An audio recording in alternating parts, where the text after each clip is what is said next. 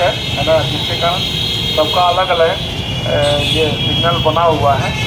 और traffic rule के मुताबिक जैसे एक पीक आवर होता है, पीक आवर का मतलब आप जानते हैं पीक आवर किसको बोला जाता है? पीक आवर उसको बोलते हैं जब ये सड़क पे, रोड पे यातायात का मतलब लोड ज़्यादा हो, है ना, प्रेशर ज़्यादा हो, उसको पीक आवर बोला जाता है।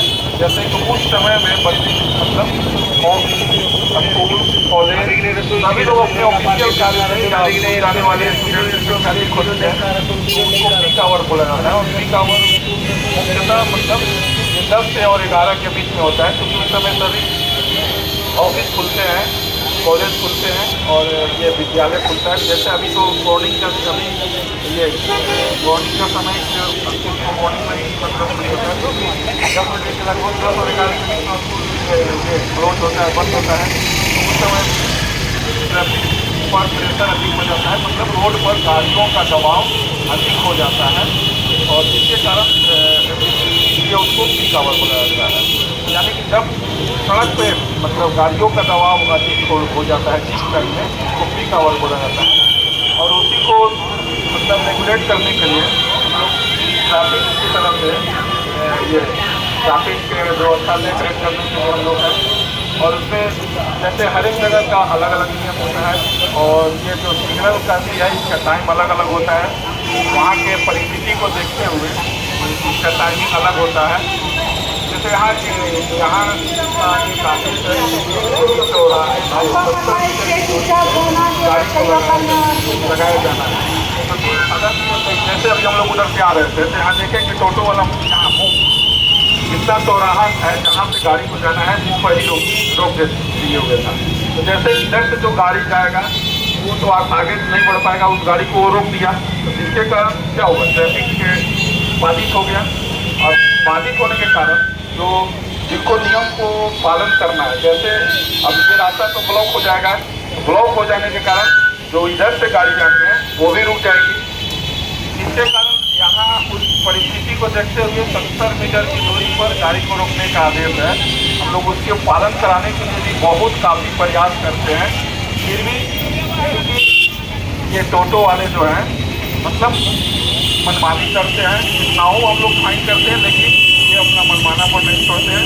और इसके पीछे जागरूकता की कमी है, क्योंकि जब तक लोगों में जागरूकता नहीं होगा, जानकारी नहीं होगा, बिना जागरूकता के अगर जैसे जिसको वेस्टर्न कल्चर या पश्चिमी सभ्यता वाले देश बोला जाता है, वहाँ पर जागरूकता अधिक है, ये शिक्षा अधिक है, जिसके कारण वहाँ पर किसी भी नियम को पालन करना और करवाना आसान होता है। लेकिन यहाँ शिक्षा का थोड़ा सा कमी है और लोगों में जागरूकता की कमी है, जिसके कारण यहाँ पर काफ़ी कठिनाई होती है ये ट्रैफिक रूल को पालन कराने में। और थोड़ा मनमानी पर भी मतलब अधिक लोग करता है। देखिए अभी हम लोग यहाँ इतना ट्रैफिक वाले हम लोग खड़े हैं, फिर भी किसी भी चौराहे पर देखिए कि वहाँ भी गाड़ी खड़ा कर दिया।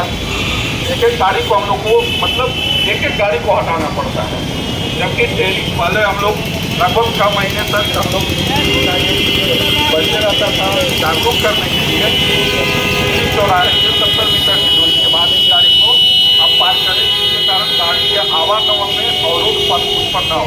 फिर भी इन लोगों के द्वारा उसका अशिक्षा और जागरूकता के कमी के कारण इन लोग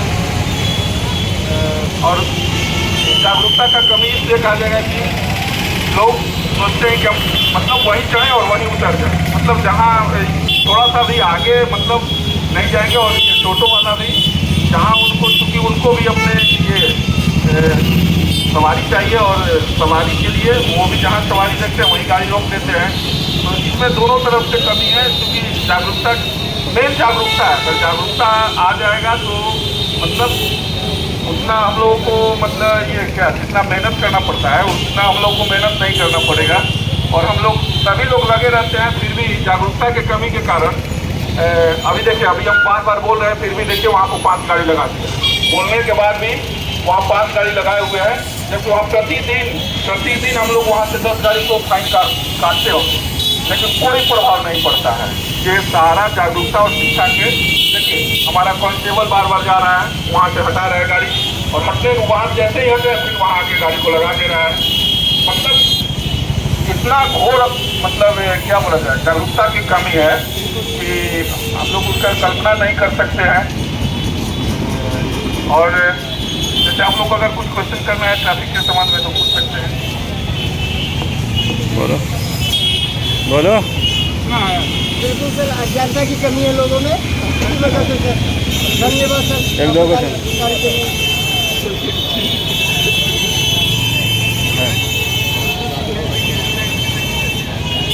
येलो लाइट का मतलब होता है कि उसको हम लोग मैनुअल कहते हैं, मतलब कि वहाँ पर उस समय ये सिग्नल के अनुसार गाड़ी को चलाना, ये सिग्नल की आवश्यकता महसूस नहीं होती है, या कोई विशेष परिस्थिति होता है जिसके कारण उसको हम लोग मैनुअल कर देते हैं। मतलब कि वो सिग्नल, मतलब वो लगातार गाड़ी का प्रवाह होता रहे। ये येलो लाइट जलता है, उसमें येलो लाइट का मतलब कि आप चलते रहते।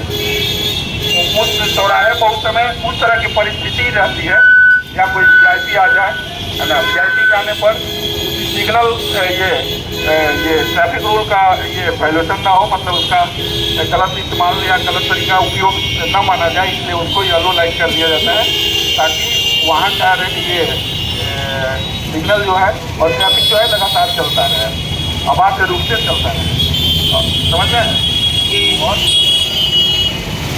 बहुत बहुत धन्यवाद जो हमारे बच्चे को इतना अच्छा शिक्षा दिए ट्रैफिक के बारे में। क्लैप। जागरूकता की कमी का एक चीज़ और है, एक मतलब अभी तो हमको ये नहीं है, लेकिन पूरे वर्ल्ड का अगर देखा जाए रेशियो तो प्रति सेकेंड 2.3 मतलब पुराना ये रेशियो बता रहे हैं, 2.3 व्यक्ति का एक्सीडेंट में डेथ होता है प्रति मिनट। मतलब ये इतना जागरूक, ये ट्रैफिक रूल, अगर ट्रैफिक रूल का लोग नियम पालन करें तो ये इसमें काफी बहुत कमी कम आएगी।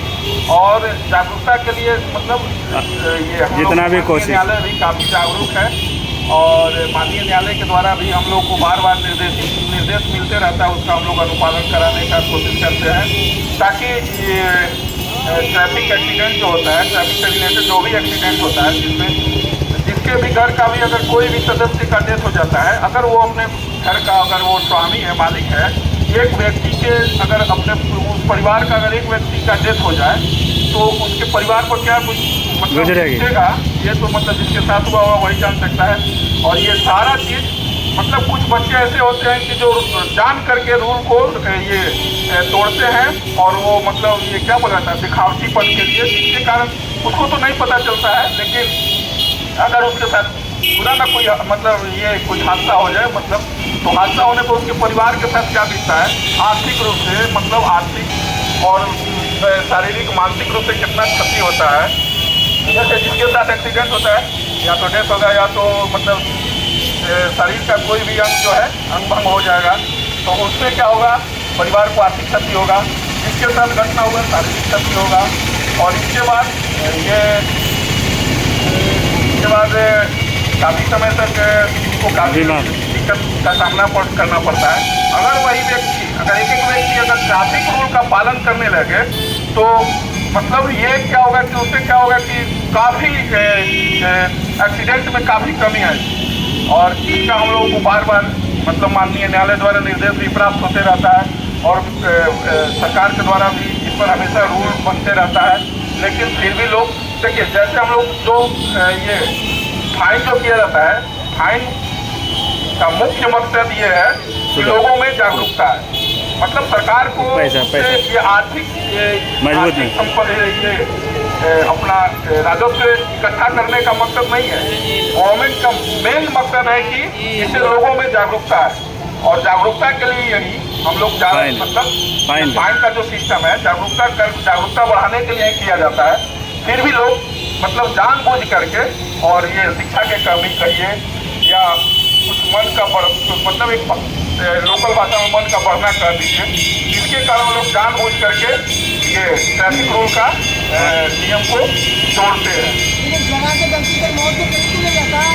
वही तो बोला जाता है, इसीलिए तो जागरूकता की कमी है और मन का बढ़ना अपने लोकल भाषा में कहा जा सकता है कि मन का बढ़ना, जी। जानबूझ करके वो स्टंटबाजी करना, इससे मतलब दूसरे को मतलब अपने साथ साथ दूसरे के भी जीवन के साथ खेलना। बाधा को ये करना है। अगर कोई भी एक्सीडेंट होता है तो जो एक्सीडेंट करने वाला उसको भी शारीरिक क्षति का आर्थिक क्षति होगा और जिसके साथ होगा उसका भी।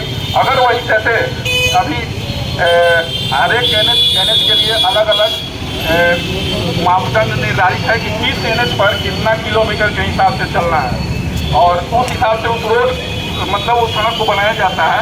अगर उस गतिविधि किलोमीटर प्रति घंटा की गति से ज़्यादा चलिएगा तो क्या होगा, वो मतलब एक्सीडेंट का कारण बनेगा। जी सर। तो इसके लिए भी हाईवे पर मतलब बहुत सारे हाईवे पर स्पीड मीटर लगा हुआ है और स्पीड मीटर से ज़्यादा चलने पर या स्पीड मीटर की गाड़ी आ गई है कि उससे ज़्यादा चलने पर फाइन किया जाता है। और ये मुख्यतः किया जाता है कि जागरूकता के लिए और रूल को पालन करने के लिए, ताकि कम से कम दुर्घटना हो। लेकिन फिर भी लोग समझ नहीं पाते हैं। Thank you. सर जो बताएं आप लोग अपने घर में बताएंगे ना? चलिए ठीक, धन्यवाद।